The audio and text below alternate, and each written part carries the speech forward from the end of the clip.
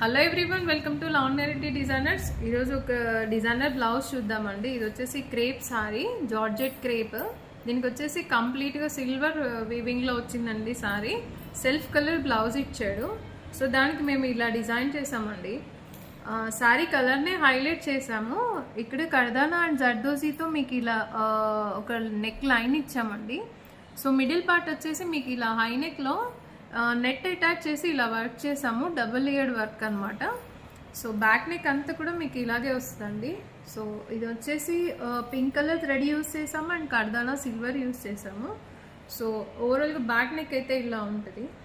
Front part వచ్చేసి బ్యాక్లో ఏదైతే నెక్ లైన్ ఇచ్చామో అదే నెక్ లైన్, ఒక సింగిల్ నెక్ లైన్ ఇచ్చామండి.